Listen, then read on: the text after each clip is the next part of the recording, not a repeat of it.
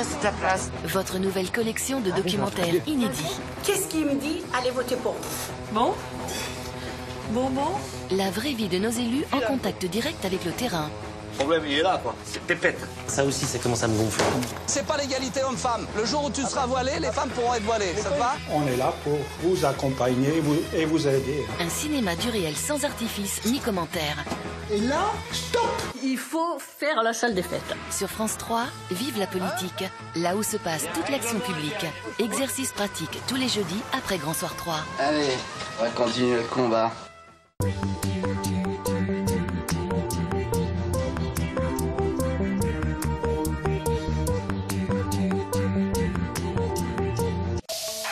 Tout de suite sur France 3, Enquête de région. Serge Guigné et Sandrine Valero vous donnent rendez-vous pour votre magazine d'investigation des rédactions de France 3 qui explore en détail chaque mois les sujets qui font l'actu. Minuit 20, après la guerre, la France a faim. Une France rurale tiraillée entre un passé parfois indésirable et un avenir incertain.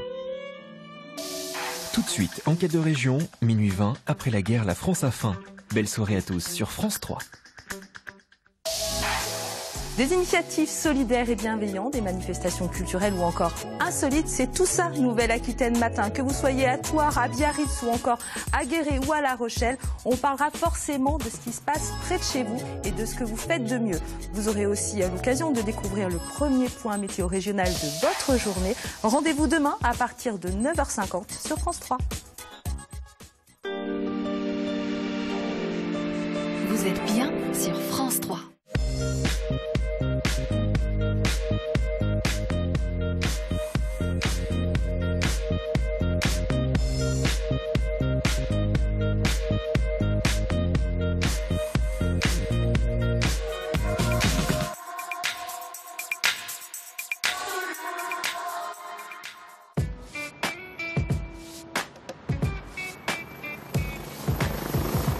Madame, monsieur, bonjour et bienvenue pour ce nouveau numéro d'Enquête de région, le magazine des rédactions de France 3 en Nouvelle-Aquitaine. Vous le voyez, nous sommes sur le toit du CHU de Bordeaux, dans la partie réservée à l'héliport. Il est arrivé qu'ici, en une seule journée, une quinzaine d'appareils se succèdent avec à leur bord des patients en situation critique, parfois diagnostiqués à distance, car vous allez le découvrir dans cette émission, la Nouvelle-Aquitaine est assez inégalitaire en matière de santé. Jugez plutôt, on compte 236 médecins pour 100 000 habitants dans les Deux-Sèvres contre 418 en Gironde. Du coup, une multitude de moyens alternatifs se sont développés pour diagnostiquer. Notamment, cela passe par de la santé connectée et vous allez le découvrir dans cette émission, la Nouvelle-Aquitaine est particulièrement performante en la matière. À la campagne, les cabinets médicaux ferment les uns après les autres. Le délai moyen entre un appel et l'arrivée des secours est d'une demi-heure. Pour autant, les malades ne sont pas abandonnés, bien au contraire. Dans les Landes, la plateforme Excellence permet des diagnostics et même des soins à distance.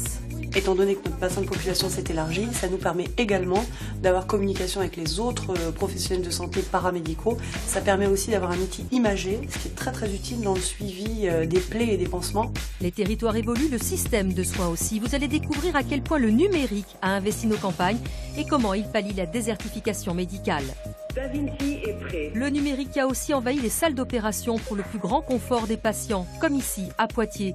Le Da Vinci est un robot tout à fait révolutionnaire, véritable prolongement des mains du chirurgien qui permet des interventions moins invasives. Vous verrez comment les soignants se le sont appropriés. On a vraiment le sentiment qu'on offre quelque chose de nouveau aux patients par la diminution de la douleur, par un temps d'hospitalisation qui nous paraît déjà considérablement réduit. Dès le début de leur carrière, les jeunes médecins utilisent le numérique et notamment des mannequins connectés. Ce mannequin-là, il est très belle, quoi. Il a les yeux qui s'ouvrent, qui se ferment, les pupilles qui se dilatent. Voilà, il n'a pas crié encore. Nous allons vous ouvrir les coulisses du CHU de Limoges et vous allez le voir, c'est saisissant. Ici, la Game Boy et le virtuel font partie du quotidien des internes, mais ça n'est pas un jeu. L'avantage de la simulation, c'est de se confronter à ces pathologies ultimes et de pouvoir les appréhender beaucoup plus facilement le jour où on les rencontre dans la vraie vie. Et tout cela ne vise qu'un seul et même objectif, le bien-être du patient dans un souci d'efficacité toujours plus grand. Vous le voyez, la e-santé, la santé connectée, c'est déjà le quotidien pour le personnel médical. Ça l'est également pour les patients, notamment lors de leur prise en charge à la campagne où vous vous trouvez, Sandrine. Il faut à peu près un quart d'heure quand on habite en ville pour aller de chez soi à l'hôpital. Ce temps se double quand on vit à la campagne. Donc tout ce qui permet de resserrer le temps est très important, comme par exemple la transmission de données en temps réel pendant qu'une ambulance roule vers l'hôpital. Bonjour Fabien. Bonjour.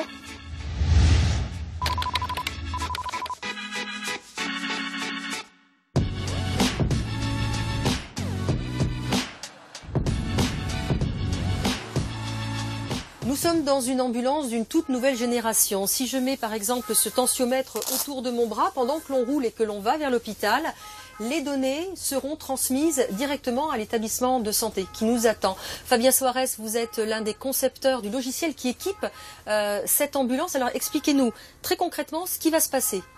Donc oui, effectivement, aujourd'hui, grâce à la connectivité de l'ambulance, l'intégralité des informations tensiomètre, électrocardiogramme vont être remontés directement au médecin urgentiste pour une meilleure prise en charge du patient. Ceci grâce à la connectivité Wi-Fi qu'on a intégrée dans l'ambulance et Bluetooth qui permet la remontée en temps réel. Tout ce qui va se passer dans l'ambulance vont remonter intégralement aux personnes acquis de droit, médecin urgentiste ou société de transport d'ambulance. En fait, il faut resserrer le temps pour apporter le plus de soins et le plus rapidement possible aux patients. C'est ça, complètement. Mais c'est aussi, hormis resserrer le temps, c'est aussi apporter une solution de prise en charge. Par exemple, sur la gestion des stocks, où on va pouvoir, le médecin urgentiste va savoir ce qu'il y a dans l'ambulance au moment du départ. Par des systèmes RFID également, il va savoir si les bouteilles d'oxygène sont présentes ou pas, le brancard, des couvertures. Tout ça pour permettre une meilleure efficience dans la prise en charge. Et c'est parce que vous trouviez qu'il y avait trop de papier? Non seulement il y avait beaucoup de papier, mais il y avait des papiers pour tout. Et aucune synergie et cohérence dans la remontée des informations.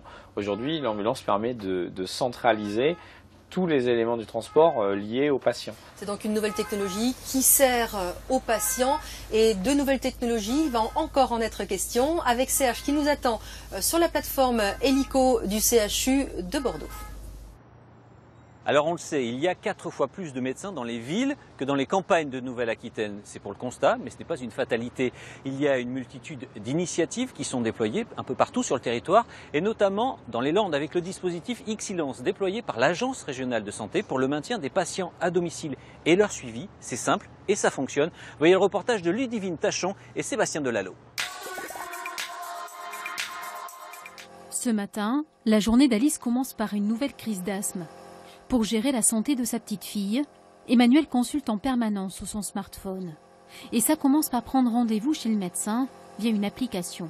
Le cabinet dont on dépend, ils sont 4 ou 5 médecins et il y avait 1 ou 2 secrétaires. Et c'est vrai que soit on tombait sur le répondeur, soit on attendait énormément au standard. Et c'est vrai que là, en fait, on peut prendre ses rendez-vous quand on veut. Et moi, personnellement, ça m'a vraiment changé la vie. Avec le numérique, le domaine de la santé a basculé dans une autre dimension.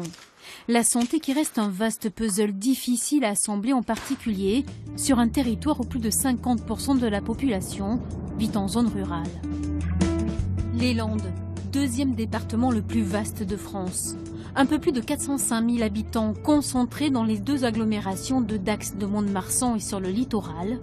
Plus de la moitié du territoire compte moins de 25 habitants au kilomètre carré. Le profil idéal de ce que l'on appelle aujourd'hui les déserts médicaux. Ici, on est en Haute-Lande, c'est-à-dire entre Labrit et Luxeuil. La Haute-Lande, donc c'est au nord de Mont-de-Marsan, jusqu'à la Gironde. Sur notre territoire, 2 médecins ont cessé leur activité dans 2 villages autour de chez nous. Et forcément, ça manque cruellement. Donc nous sommes en train d'élaborer une solution de maison de santé pluricite. Depuis 25 ans, le docteur Passerieux est un précurseur pour lutter contre la fatalité de la désertification médicale. Il a été l'un des tout premiers à expérimenter le projet de territoire de soins numériques mené depuis 1 an dans les Landes. Bonjour. On prendra un matin et soir, et on l'associe avec celui-ci, matin, midi et soir. Ce patient souffre de plusieurs maladies chroniques. Le médecin l'a intégré dans le programme Santé Landes, un dossier médical numérique et interactif partagé entre les différents acteurs qui gravitent autour du malade. On a besoin d'une prise en charge qui soit pluriprofessionnelle, mais aussi dirigée vers le social. Et donc, en effet, chacun devant faire ce qu'il sait faire, c'est beaucoup plus logique d'avoir un numéro unique d'accès et ensuite que tout le monde soit au courant aussi de ce qui se passe et comment on peut le prendre en charge. Jean-Pierre Lartigot et son épouse se sentent moins seuls. La coordination entre les professionnels de santé et du social favorise le maintien à domicile du malade. Je ne voudrais pas, par exemple, aller à une maison de retraite ou quelque chose comme ça. Je serais peut-être obligé d'y aller quand ça se détériorera auprès de ma femme qui ne pourra plus ou qui ne voudra plus faire ce qu'elle fait. Toutes les données sur le patient sont consignées dans un seul et même outil numérique, le logiciel Globule PACO, créé par une start-up bordelaise. En quelques phrases, chaque intervenant médical ou social poste ses dernières observations dans un journal multimédia sécurisé. Médecins généralistes, spécialistes, infirmières ou pharmaciens, mais aussi assistantes sociales ou auxiliaires de vie peuvent accéder en temps réel aux informations sur le malade avec des degrés différents de confidentialité. Là, ça permet d'avoir un historique de tout ce qui est fait, tout ce qui est en cours, ce qui a été demandé, ce qui peut être refusé, ce qui explique pourquoi des fois il y a des aides qui ne sont pas mises en place, mais il y a une raison bien particulière. Voilà, ça nous permet de communiquer, c'est vraiment un outil de partage. L'outil numérique est ici coordonné par une plateforme territoriale d'appui. Chaque patient est veillé par un binôme, une infirmière et une conseillère en économie sociale et familiale. Vous allez bien? Oui. Ah ben oui. Bon. Vous avez été voir le docteur Thierry hier? Ces duos accompagnent le patient, mais aussi les professionnels de santé, souvent isolés. D'accord. Même si on ne fait que du téléphone, il y a un lien quand même qui se crée et qui se fait avec, que ce soit les professionnels ou les patients ou leur famille. Il y a vraiment un lien qui se fait. Depuis le début de l'expérimentation en septembre 2015, Santéland a pris en charge plus de 900 patients atteints de maladies chroniques. Dans les zones rurales, les nouvelles technologies ont renforcé la vocation première des maisons pluridisciplinaires de santé, une meilleure coordination pour une meilleure prise en charge des malades dits complexes. Étant donné que notre bassin de population s'est élargi, ça nous permet également d'avoir communication avec les autres professionnels de santé paramédicaux, ce que nous ne pouvions pas faire ou de façon beaucoup moins fluide auparavant. Ça permet aussi d'avoir un outil imagé, ce qui est très très utile dans le suivi des plaies et des pansements, ce qui n'était pas possible auparavant. L'outil numérique s'est adapté à la réalité et non l'inverse. La technique se développe au fur et à mesure de l'utilisation et des besoins. Dernière nouveauté pour ce pharmacien, la mobilité de l'application PACO. Ça nous arrive parfois, après une prise de sang, il faut un médicament en urgence. L'infirmière demande l'information sur PACO. Nous, on peut préparer le produit rapidement et le médecin donne rapidement son aval. Un cas comme ça d'urgence peut être réglé en 10 minutes, là où si les personnes doivent se déplacer physiquement et tout, il aurait été réglé en 2 heures. Donc pour la santé du patient, c'est un outil très important. Jérôme Sylvestre est chargé de mettre en place l'application et ses évolutions auprès des professionnels. Il faut qu'on fasse le point avec eux, si on a répondu à leurs problèmes et à leurs grands moments de solitude quand ils se retrouvent dans la gestion des patients. Donc on fait un point avec eux et eux, régulièrement, ils nous orientent sur des nouvelles voies où on peut dire mais ça aussi, ça peut nous intéresser, ça c'est un nouveau problème concret qu'on n'arrive pas à résoudre. Le succès de Santéland pousse l'expérimentation numérique à s'enrichir de nouvelles fonctionnalités vers la médecine préventive, l'accompagnement des personnes atteintes de cancer ou sur le circuit du médicament. Le logiciel devrait aussi évoluer vers une connexion directe avec les services hospitaliers. Dans quelques semaines, une nouvelle version de l'application sera proposée aux patients et aux aidants pour un accompagnement personnalisé et mieux vivre avec la maladie.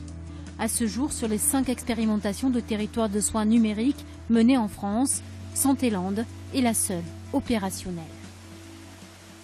Retour ici au CHU de Bordeaux, qui, rappelons-le, est le plus important employeur de Nouvelle-Aquitaine, avec 14 000 salariés. 2 autres chiffres pour présenter ce vaisseau amiral de la santé en Nouvelle-Aquitaine. Sachez que 3 500 nouveaux patients se présentent chaque jour, ici même, au CHU, et qu'on réalise à peu près 1,5 million de diagnostics par an. On vient de voir un sujet sur la santé connectée dans les Landes, au plus près des patients pour les garder le plus longtemps à domicile. C'est complémentaire de votre activité? C'est complémentaire de notre activité et cette plateforme qu'on appelle Territoire de soins numériques, c'est à la fois une structure de coordination des parcours de patients complexes au service des médecins libéraux et donc ça évite des hospitalisations non utiles et c'est en même temps un laboratoire d'élaboration des outils numériques qui demain permettront de suivre le patient, qu'on soit infirmière, médecin libéral ou hospitalier. Alors les chiffres au CHU de Bordeaux sont vertigineux. 1,1 milliard d'euros de budget. C'est vrai. Cette santé connectée, elle représente quelle part de ce budget-là? Alors nous on ne raisonne pas en santé connectée, on raisonne en santé. Et le plus souvent, de plus en plus souvent, la santé est connectée et il suffit de rentrer dans un bloc opératoire ou dans un laboratoire. Tous ces appareils qui sont à vocation médicale sont bourrés d'électronique et sont tous connectés.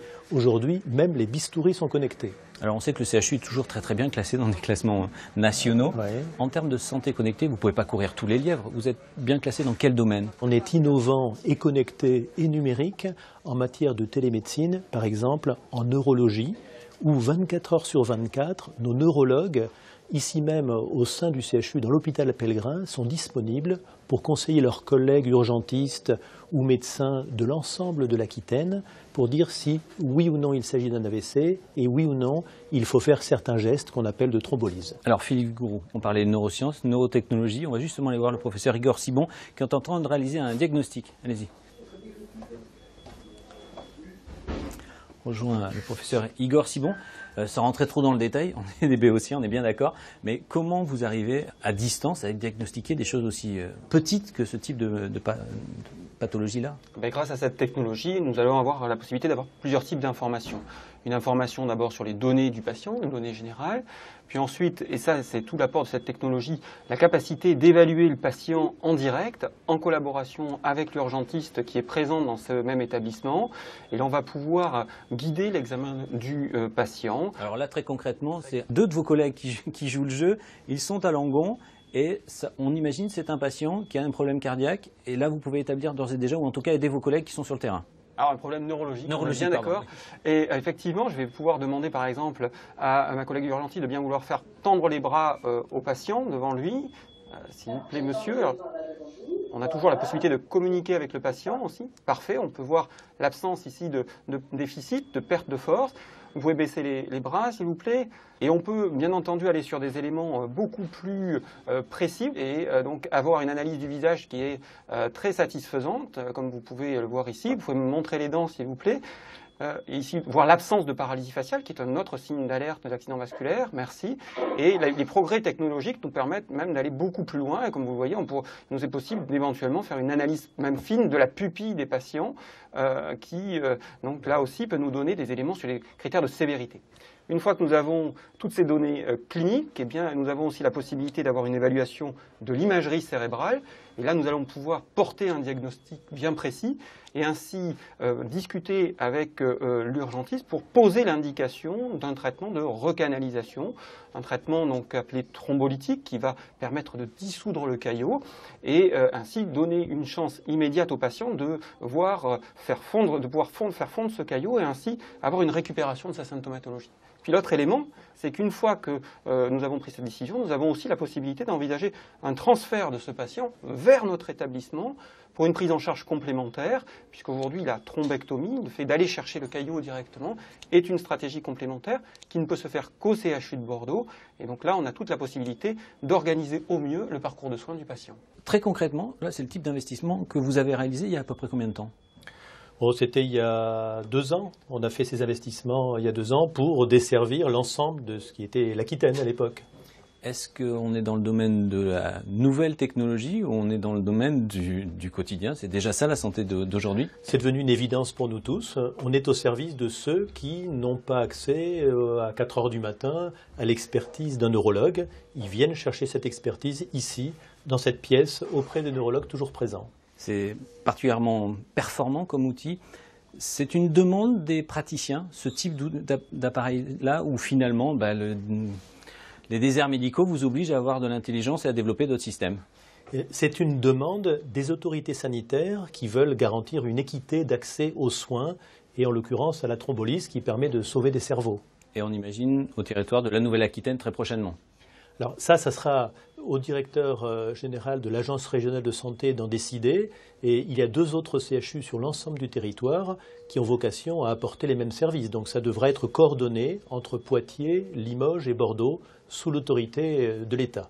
Merci beaucoup. Philippe Vigourou, vous restez avec nous. Merci beaucoup, professeur, de nous avoir détaillé ce processus. Justement, on le voit, on n'est plus dans le domaine de la science-fiction pour le diagnostic, on est dans le réel. On est également dans le réel pour les opérations. Les chirurgiens s'appuient sur ces nouvelles technologies. C'est le cas notamment, vous l'avez dit, au CHU de Limoges, où nous rendons et nous attend Sandrine Valero.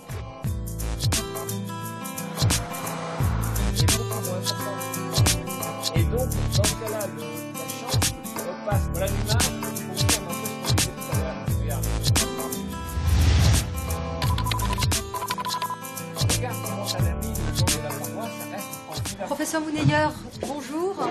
Merci de nous recevoir. Vous étiez en vidéoconférence, en téléconférence avec le CHU de Saint-Pierre de l'île de la Réunion. À quoi vous avez discuté de cas médicaux? Pourquoi plus par vidéoconférence comme ça que simplement par téléphone? Qu'est-ce que ça vous apporte? On peut en temps réel, donc non seulement donner un avis sur un dossier, mais également discuter d'une façon collégiale, que ce soit de cas de notre service ou de chez eux. Donc pour pouvoir donner au patient l'avis le plus intéressant pour lui, le moins compliqué et puis le moins risque de complications. On va poser une question au CHU de Saint-Pierre. Bonjour. Bonjour. Et vous, qu'est-ce que ça vous apporte? Est-ce que vous avez l'impression d'avoir un lien supplémentaire ou des avis supplémentaires? Qu'est-ce que ça vous apporte, cette vidéoconférence? C'est une visioconférence qui a été mise en place depuis 2007, je pense, à peu près. Donc ça fait quasiment 10 ans. Ça nous permet d'être moins isolés, puisque nous sommes quand même à 11 000 km de la Réunion, et de pouvoir présenter très régulièrement des cas de patients qui nous paraissent un peu compliqués à un professeur expert, voilà, que ce soit pour le traitement des anévrismes ou pour le traitement des malformations artério-veineuses. Merci beaucoup. Professeur Mouneyer, pourquoi est-ce que vous avez voulu installer cette salle? Elle nous permet non pas seulement l'échange par staff, comme c'est le cas actuellement, mais l'enseignement à distance ou l'échange avec des personnes à distance, que ce soit dans le cadre d'un avis ou alors avec des ingénieurs qui travaillent sur la fabrication des produits endovasculaires. On a la possibilité d'obtenir une expertise et de partager notre expertise en faisant abstraction à la distance géographique. Ça nous amène au CHU de Poitiers qui s'est doté justement il y a tout juste un an, en novembre 2015, d'un robot, le Da Vinci, qui est un véritable prolongement des mains du chirurgien. Marie-Noëlle Missud et Antoine Morel nous le font découvrir.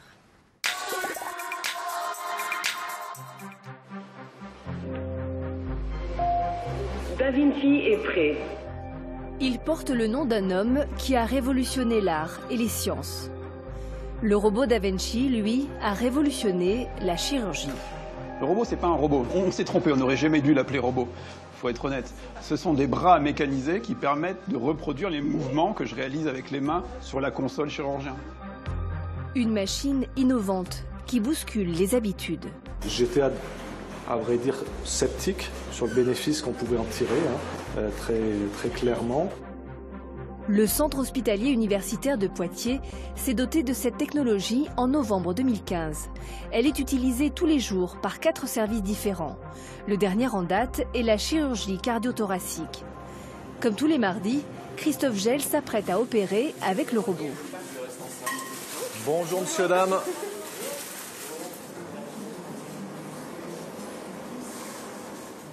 C'est la 7e fois seulement qu'il va l'utiliser sur un patient. Allez, c'est bon, on est prêt. Donc là, le robot, il est arrimé. Et donc, je vais travailler. L'opération est une lobectomie, une ablation d'une partie du poumon. Le chirurgien découpe minutieusement le lobe malade, aidé par une vision en 3D. Donc là, en fait, je suis en train de séparer mon lobe inférieur du lobe moyen. Sur cette vision que l'on a, le moindre petit saignement est très visible à l'écran et on va aller le coaguler tout de suite. Il y a beaucoup moins d'hémorragie et donc là aussi pour les suites opératoires ça peut être très très favorable. Le fait d'avoir ce contrôle en 3 dimensions nous donne une sécurité et un contrôle chirurgical qui est beaucoup plus sécurisant. Alors, il y a des chirurgiens qui peuvent s'en passer. Pour moi, ça a été une vraie avancée que d'avoir cette 3e dimension. Le praticien est concentré, appliqué, convaincu finalement par les bienfaits de la machine pour ses patients. J'étais à vrai dire sceptique sur le bénéfice qu'on pouvait en tirer, très, très clairement. Maintenant, ce scepticisme il a été levé immédiatement par le ressenti des patients, par la diminution de la douleur, par un temps d'hospitalisation qui nous paraît déjà considérablement réduit. Et on a vraiment le sentiment qu'on offre quelque chose de nouveau aux patients. Le lobe découpé est glissé dans un sac plastique, prêt à être enlevé. Ok, l'opération robot est terminée. Là, je vais me rhabiller pour finir l'opération. Ça fait du bien de remettre les mains un peu dans le corps humain, quelque part. Ça c'est quand même notre quotidien. Hein. Et donc ça c'est toujours... et puis c'est vraiment la libération, quoi. On a fini notre acte chirurgical.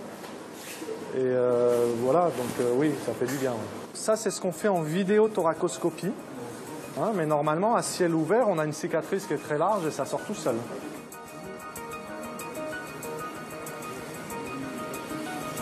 Voilà.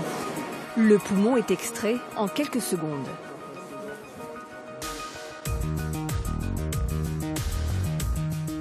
Pour se former, les chirurgiens s'entraînent sur un simulateur avec des jeux simples pour débuter.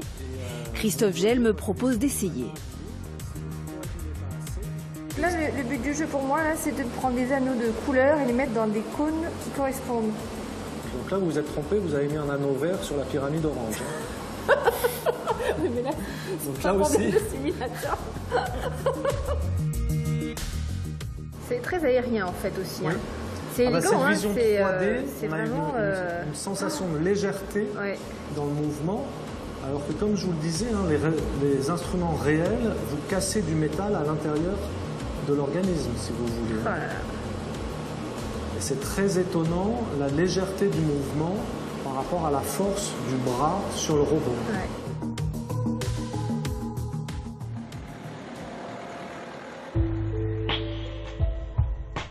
Nous sommes dans le service de chirurgie viscérale et digestive du CHU.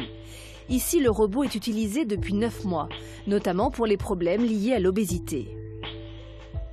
Dans quelques heures, Marie-Lise va se faire poser un bypass, un système de dérivation entre l'estomac et l'intestin grêle.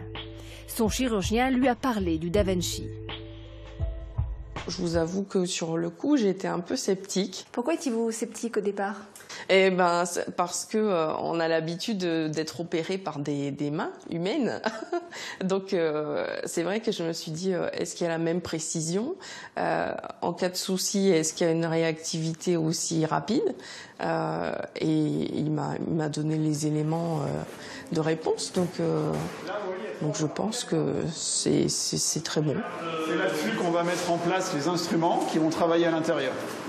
Le professeur Jean-Pierre Faure a rapidement été conquis par cette technologie. Il a découvert une autre façon d'opérer avec un enthousiasme certain.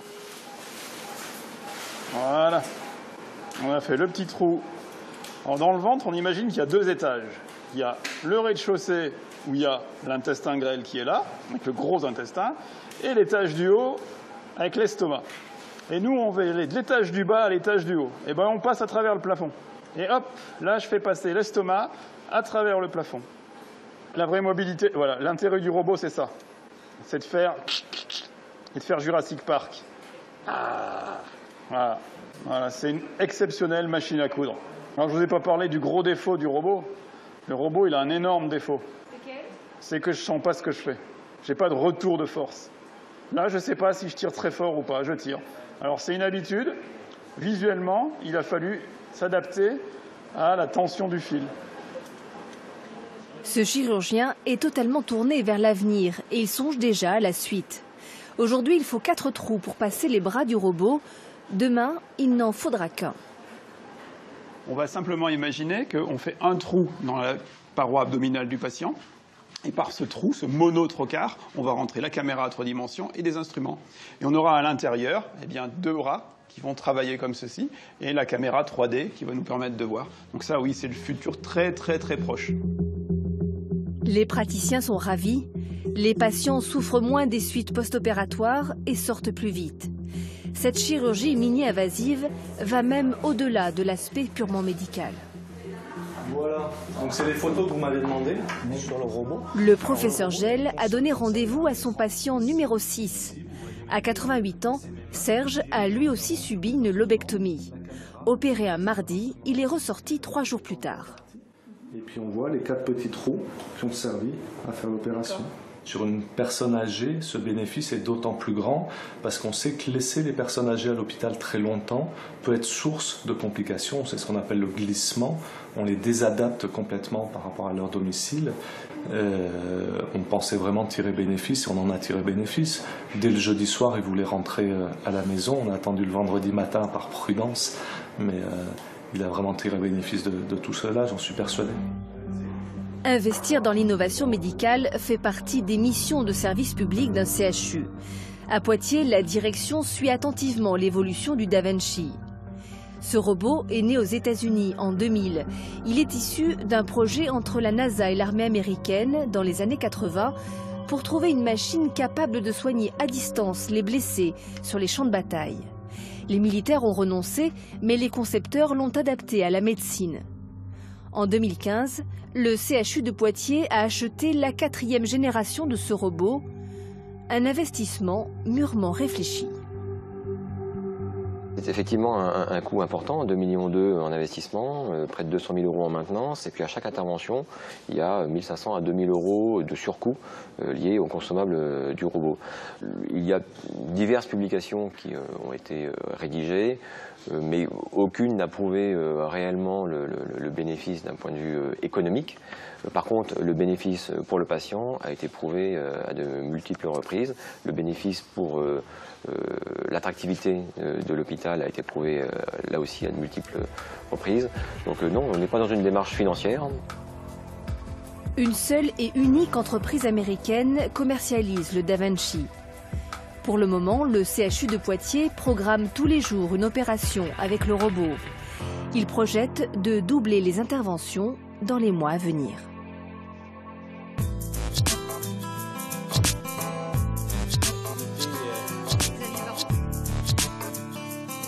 Professeur, on a vu ce robot DaVinci assez extraordinaire. Est-ce qu'on peut imaginer qu'on pourra l'utiliser dans l'avenir dans toutes les spécialités, notamment dans la vôtre ?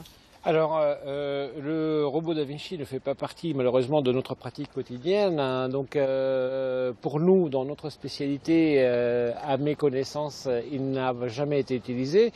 Mais bien évidemment, donc c'est un produit, c'est un dispositif qui est dans nos mains pour permettre une meilleure précision du geste.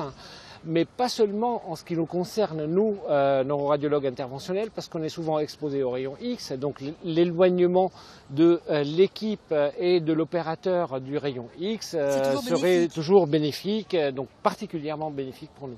On vous a vu tout à l'heure dans votre salle connectée, on a vu que vous partagiez des avis sur dossiers médicaux. Elle vous sert aussi, je crois, beaucoup à la formation, cette salle. Exactement, donc comme on l'avait dit tout à l'heure, notre problème c'est un peu l'éloignement des autres centres, des pays, de l'international. Donc par l'intermédiaire de cette salle connectée, nous sommes capables maintenant d'intervenir en direct, de créer des lectures, c'est-à-dire des interventions orales sur des sujets précis, en direct avec des visioconférences qui sont à l'extérieur, donc qui peuvent être celui qu'on a fait récemment, c'était en Russie. Alors on le voit, ces technologies innovantes permettent donc la formation. Et ici, derrière moi, à la faculté de médecine de Limoges, c'est le personnel médical que l'on forme à longueur d'année grâce à des mannequins connectés hyper réalistes. Ils respirent, ils ont un pouls, ils ont un rythme cardiaque. Cette formation permet de gérer les situations de crise. Regardez ce reportage très intéressant de François Clapeau et Andrea Ballot. Il est conscient, il vous parle? D'accord, je vous envoie une équipe médicale rapidement, monsieur. Collier, plan dur, de l'oxygène. SAMU 4 au départ.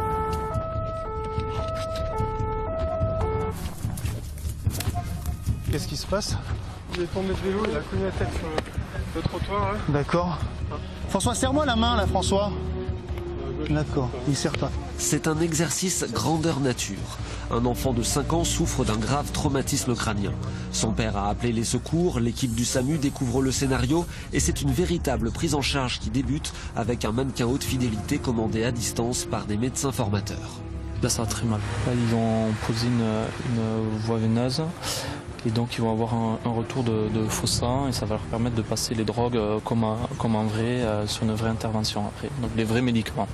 Je vais écouter si ça passe. Plus que les compétences médicales, cette nouvelle technologie permet d'observer l'organisation de l'équipe, le leadership du médecin urgentiste, la communication avec l'ambulancier et l'infirmière. Il faut aller chercher le Manitol. Donc est-ce que tu peux ramener le Manitol et de quoi faire dextro-hémopus s'il te plaît? Il faut aller vite, la survie de l'enfant en dépend. Une demi-heure maximum pour le stabiliser et permettre son transport vers les urgences du CHU. Dans 3 minutes on part, là, on le coquille bien et dans 3 minutes on part. Il faut protéger ses voies aériennes, il faut le mettre dans les meilleures conditions. Il faut diminuer un petit peu l'œdème qu'il a dans sa tête. Donc c'est des drogues qui sont mises en cours.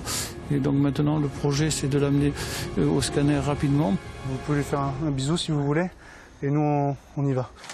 Le scénario va prendre fin dans l'ambulance. L'intervention a duré une vingtaine de minutes. Et s'il s'agissait seulement d'une simulation, la pression était bien authentique. Ce mannequin-là, il est très réel, quoi. Il a les yeux qui s'ouvrent, qui se ferment, les pupilles qui se dilatent, il parle. L'enfant va bien? L'étape suivante, c'est le débriefing. Chacun met des mots sur son expérience, sans jugement, mais pour comprendre ce qui peut être amélioré. On s'est peu occupé du papa. J'ai hésité à lui faire tenir la perf parce que j'avais personne pour la faire tenir. Mais là...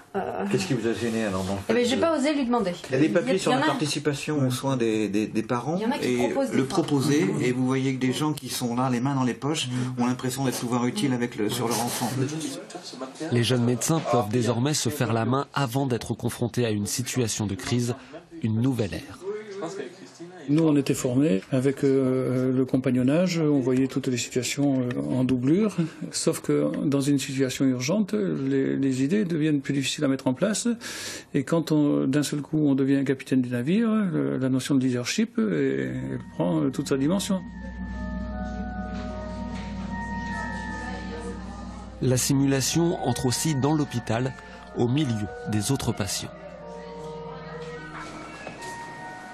On déballe le studio code ou le newborn d'abord?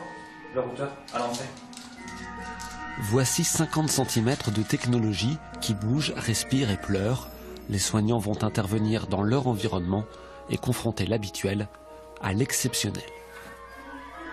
Voilà, il n'a pas crié encore. Cette fois, le petit mannequin est né en état de mort apparente. La sage-femme et l'auxiliaire de puériculture doivent faire les gestes nécessaires, demander l'aide du pédiatre au bon moment, avec toujours un œil sur le chronomètre. Ce n'est pas le quotidien et pourtant, il faut avoir de véritables réflexes. Bon, du coup, on était à 70, 69, 70. Être avec l'aide-soignante, avec laquelle je travaille en plus aujourd'hui, là on est vraiment dans des conditions réelles. L'avantage de la simulation, c'est de se confronter à ces pathologies ultimes et de pouvoir les appréhender beaucoup plus facilement le jour où on les rencontre dans la vraie vie.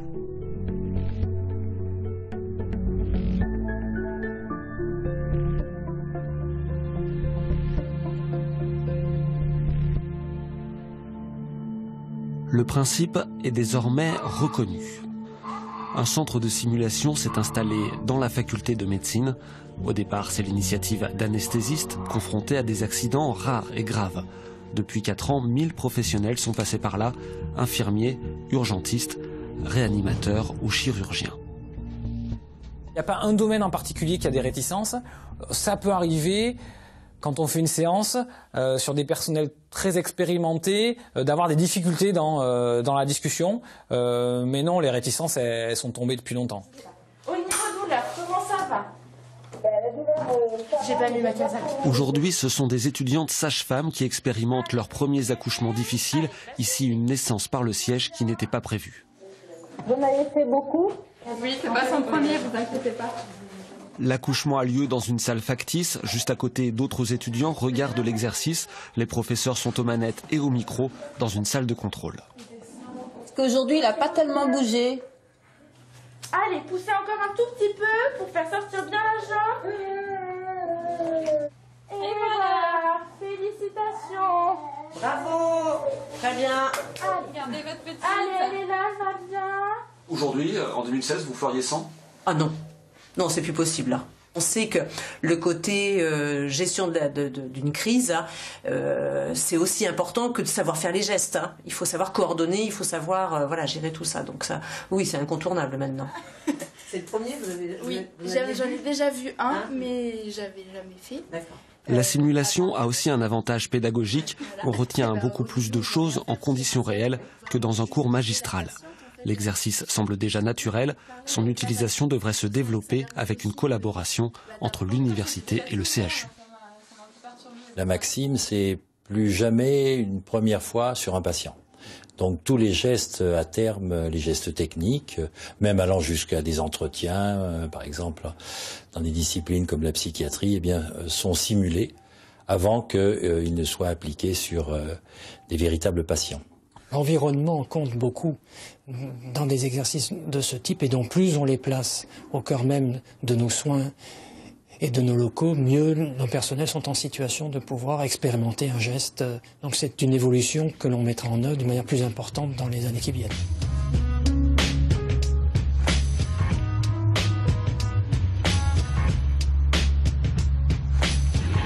Retour à l'hôpital, dans une salle de réunion du SAMU.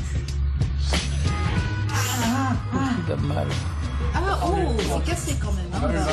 On retrouve des visages connus. Il y a des médecins anesthésistes, urgentistes, un réanimateur se charge de l'animation. Même le directeur du SAMU est là.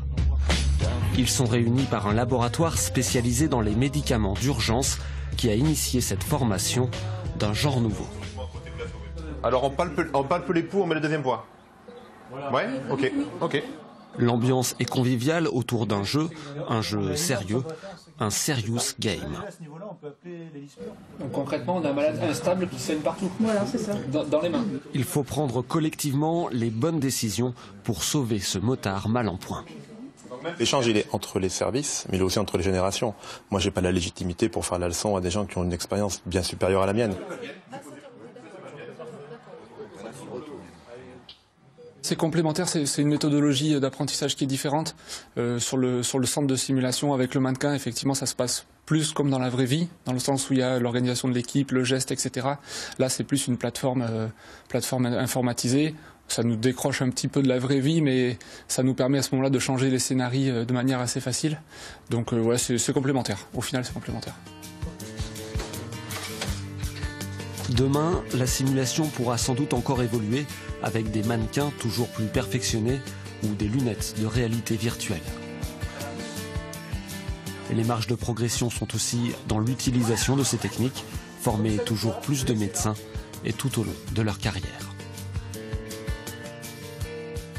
Alors retour ici au CHU de Bordeaux avec Philippe Vigourou, vous êtes le directeur général du CHU, rappelons-le. On vient de voir un sujet sur la formation connectée des personnels.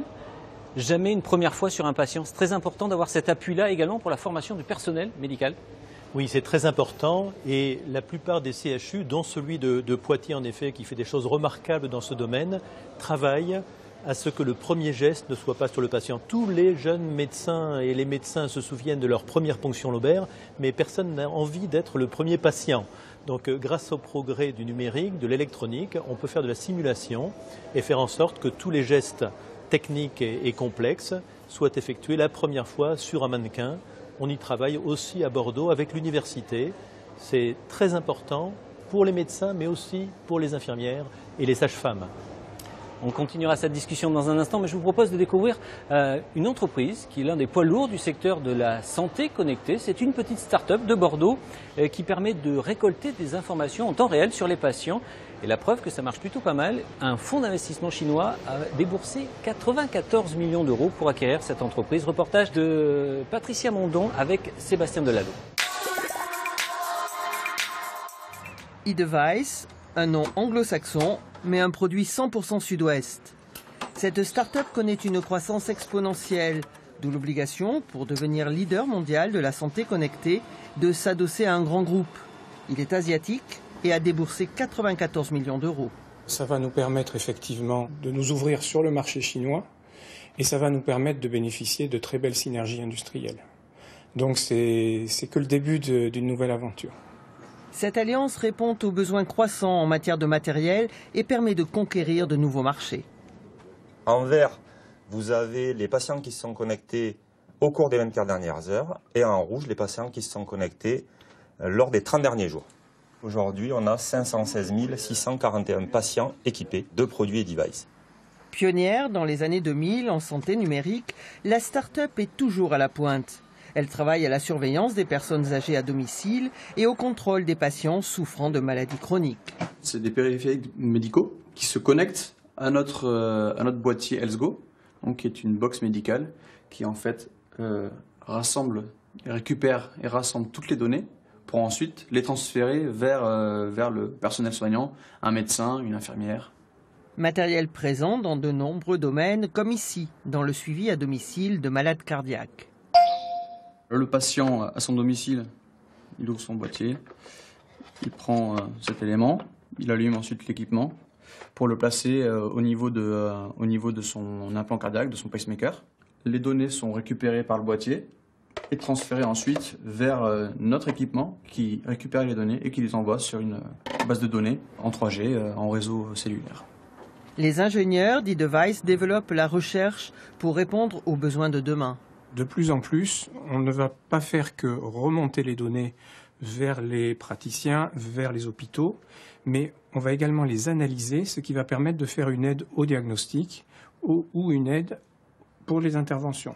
Grâce aux données qui sont remontées des capteurs, des tensiomètres, des balances, etc., on va pouvoir avoir des éléments de diagnostic qui vont permettre de soigner les patients mieux et plus rapidement. De nombreuses start-up, pépites de technologie, ne restent pas sous pavillon français.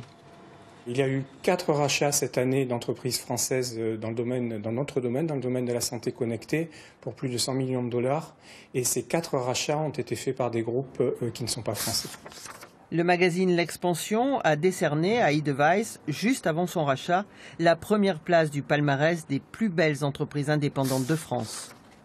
Alors on vient de voir ce reportage, Philippe Vigourou, sur la santé connectée et la collecte d'informations sur eDevice. On s'en félicite, hein, c'est une entreprise de la Nouvelle-Aquitaine. Mais ça pose quand même la problématique de la protection des données des patients. Pour vous, au CHU, ça marche comment cette protection des données ?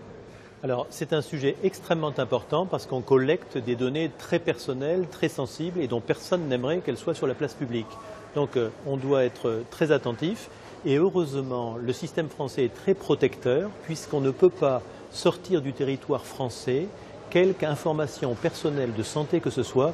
Tout doit rester sur le territoire. Ça ne va pas se retrouver dans un data center aux États-Unis ou en Corée. Alors ça, Philippe Vigourou, c'est pour, on va dire, le service public, mais ça pose tout de même la question pour les entreprises privées. Il existe 160 000 applications mobiles par rapport à la santé. On va aller rencontrer Maître Raveau pour parler justement du droit des patients.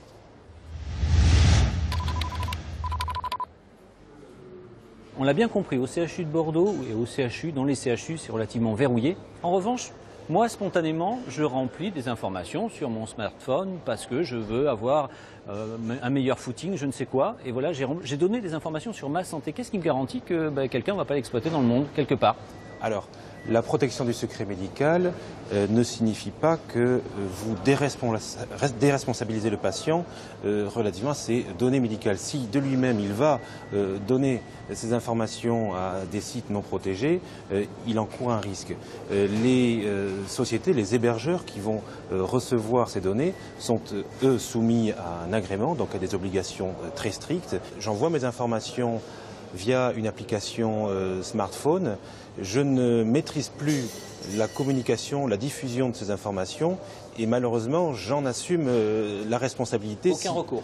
Aucun recours, si, mais nettement plus difficile car la personne à qui j'envoie ces informations n'aura pas l'obligation de respecter le secret médical comme celle qui pèse sur l'établissement de santé.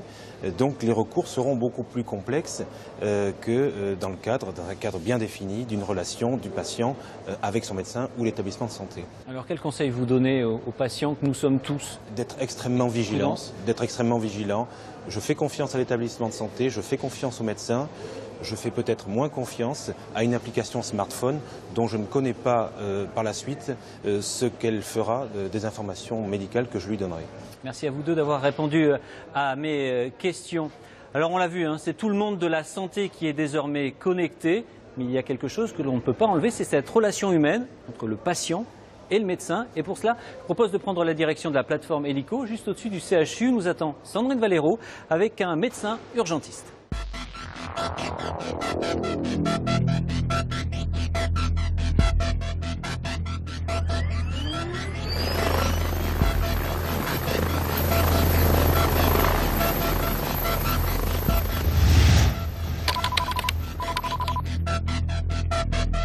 Docteur, on a parlé tout au long de l'émission, on a parlé de santé connectée, de robots, de haute technologie. Et l'humain dans tout ça? Alors, il faut savoir prendre la santé connectée comme un plus.